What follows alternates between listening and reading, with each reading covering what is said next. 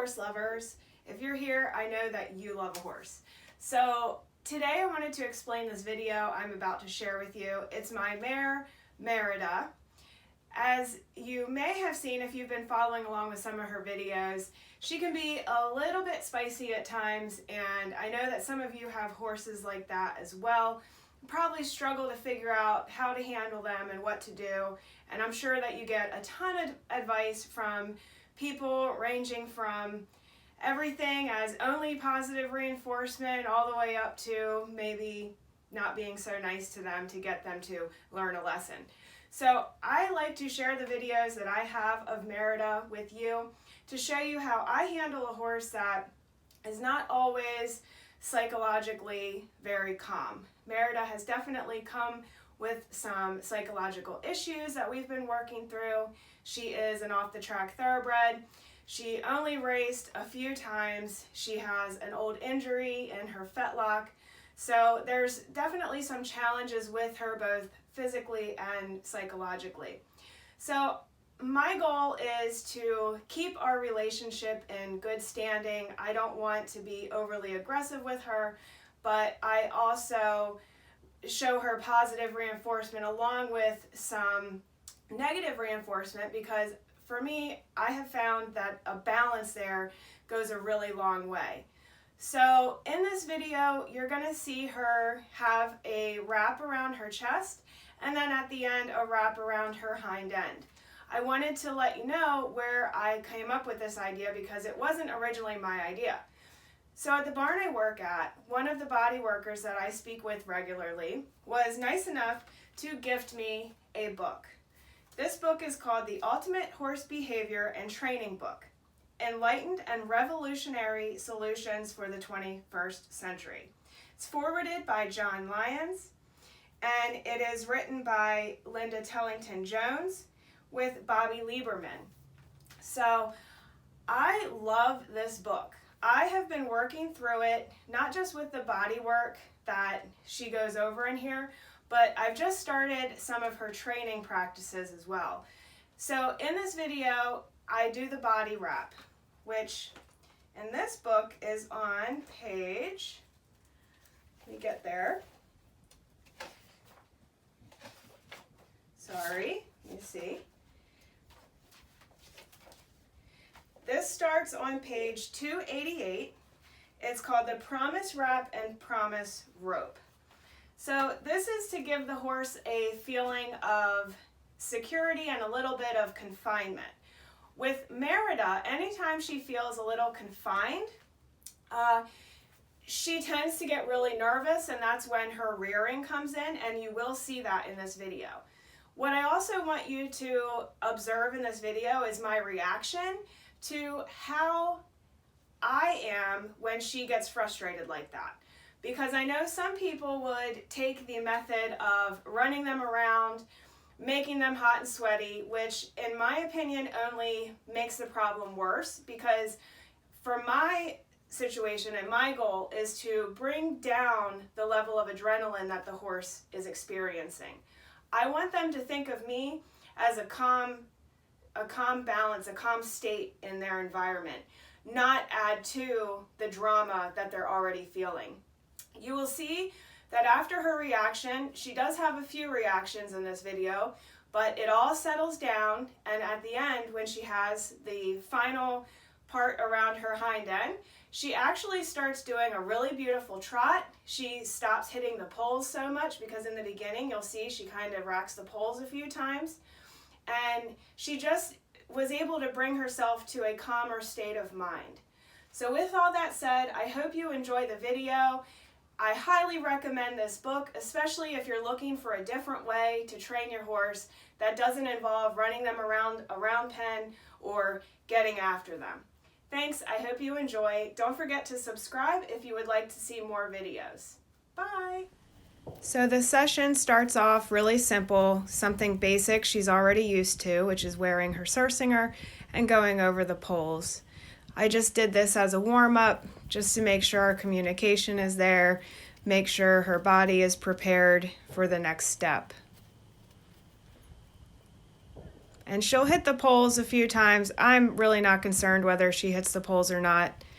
They're just there to kind of help keep her focus in the ring and on what she's doing. So here I apply the first polo wrap, which goes around her chest. And I had to play with it a little bit. I wasn't sure where I wanted it on the sursinger. So where I just applied it to, I actually end up changing a little bit. I came down 2 rings on the sursinger. You don't have to use a sursinger.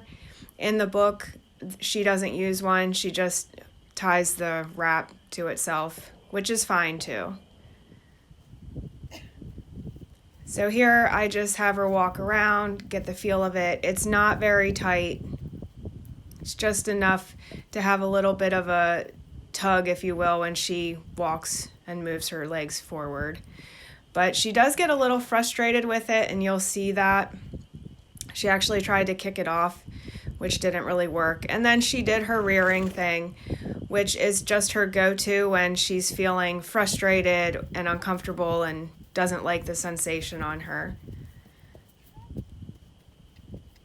So this is good for her because when she feels a rider on her, she can revert to this sometimes, especially if something spooks her in her environment. Her go-to is to rear.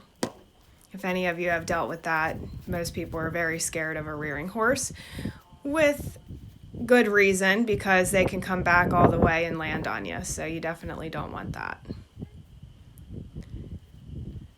So just turning her, going through the motions, seeing if there's anything here she reacts to. At first, she's okay, but the environment gets a little bit scary to her. There is a gunshot that starts going off a couple of times, which really ramped her up.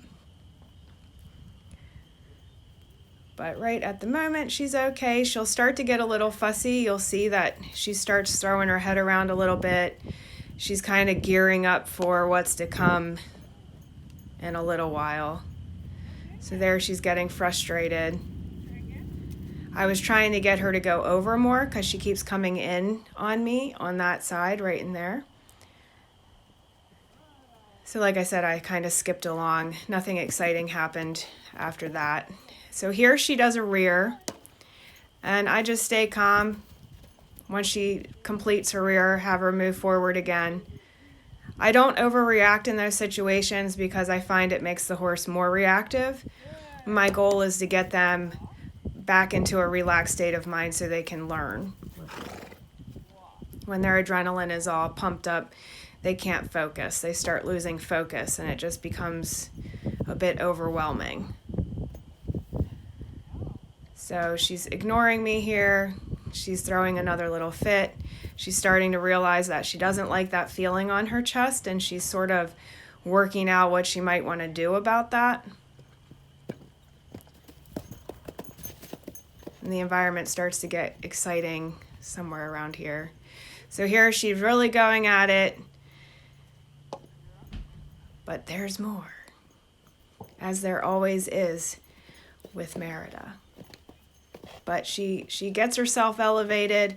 Here she's jumping and rearing, so quite literally elevated. She does some interesting little bucks there. And up, and she can walk a little on her hind legs. She's very talented. And I just stayed calm, kind of took it as what it was, a tantrum, and then had her move on, and she walks. And that was pretty much her big blow up. That was it for this session, which it's been a while since she's overreacted this way, so I'm not surprised it came out now that she's feeling something around her chest, because she is quite sensitive to things touching her. And I want to get that worked out before I start really riding her again. We've done a lot of graze riding over the winter. You may have seen some of those videos, which were hard to get because it was so dark by the time I got home from work. So here she starts trotting. She actually starts to settle down at this point. So I will apply the hind end wrap, and I show you me putting that on just to show you she didn't react to that. And she's actually perfectly fine with that part, which was interesting to me. Here I stop her and I have her set her feet because I would like her to stand square. And then I'll give her a little reward for making an effort. Wasn't quite as square as I know she can get, but given that she was just worked up and everything, I think she did really good just standing there waiting and giving it a try. So I rewarded her for that. So I want to reward when she's calm, and she may get a little negative reinforcement when she's not calm, like a little tug on the halter, something like that. So here I'm applying the hind end wrap, attaching it to the surcinger. I don't want to wrap it behind her rear end until I get it to where I'm ready to attach it. So I get it into position. It was kind of sticking to her hair a little bit. But you see, she's totally calm, at ease with getting this put on. And she was totally calm wearing it the rest of the time. She got a really nice cadence to her trot. She started lowering her head just a little bit. I tend to make sure they're not activating the brachiocephalic muscle in the neck, which is a muscle that runs from the pole and then down to the underside of the neck and connects in at the shoulders. When that muscle is activated, their back is generally hollow and their mind is a bit racy, or they're a little upset in their mind. So I like to make sure if I see that muscle bulging in their neck that I give a little bit of tug as if I'm giving an inside rein to get a little bend to the inside, and it will teach her to bring her head down just a little bit and deactivate that muscle and start using the muscles on the upper part of her top line, including her neck. And she actually did a really good job at that. And she did better going over the poles when she was wearing the hind end wrap. So that was really interesting. And you may hear me, or you may not, I'm not sure how loud it is, but when she's trotting, I'm actually saying 1, 2, 1, 2, 1, 2 to help her find that rhythm in the trot that I want her to have. It's also a technique I've used when helping people learn how to post, and it works really well, and it worked well for Mareda. So here she's going, she gets a little bit fast, so I want to slow her down, and I say easy, get her to slow down a little bit, and I'll start saying my 1, 2, 1, 2, 1, 2, 1, 2 to try and get her to settle down just a little bit more and bring a nicer cadence into that trot.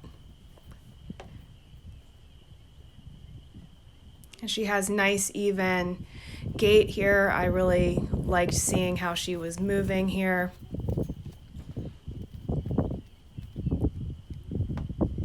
She's still kind of looking around and stuff. I don't get super worried about that. I mean, there's a time where she does need to focus more, but at this point, she was focusing on me even if she was looking out a little bit. So I wasn't gonna keep having her bring her nose into me. And here we're just working on backing up because I want her to back up straight and with even pairs. So kind of like in the trot, their diagonal pairs move together. When they back up, you want their diagonal pairs also to move together. She tends to want to move her rear end over to the left at the same time she's going backwards. So I added that pole there to help her with some straightness. And first I'm having her set her legs, a little tap on her leg there, let her know to pick it up and try placing it again. And she'll get a little reward. All I'm using for a reward is Timothy pellets. She's not prone to choke, and it's a good treat for her because it's low quality. When you're doing positive reinforcement training, you want to make sure that you have a treat that doesn't have a high value. So there she has pretty even diagonal pairs. She did a good job. She got a treat. And I pretty much end the session here. Okay, I have her walk up. And yep, we're done. So taking everything off, she did perfectly fine. I just kept that in the video so you can see that big reaction and me pretty much underreacting still made the training go well. I didn't have to chase her or get her running and get her even more excited and quote unquote make her submit to the training. I just let her work out the psychological problems she was going through. I stayed calm. I stayed kind of her balancer in that moment, her calmness, because one of us needs to be calm. And I want her to look to me and know that I'm not overreacting, even though she might be overreacting, and that I can handle the situation even when she's losing it. I have found that to be a really productive way of training, especially a horse that gets really nervous. It's not always the fastest way. You can certainly use dominance techniques to make a horse submit. Not every horse, especially one that is high strung, will submit to a high dominance way of training. They may actually get even more aggressive. And on the same token, if you're doing positive reinforcement in the wrong way, you can make them a little bit more aggressive too. So there is a balance to both, and I think that if you're interested in learning more about positive reinforcement, you should definitely do some research into it, because when it's done the right way, it really is an asset to all training. So thanks for watching.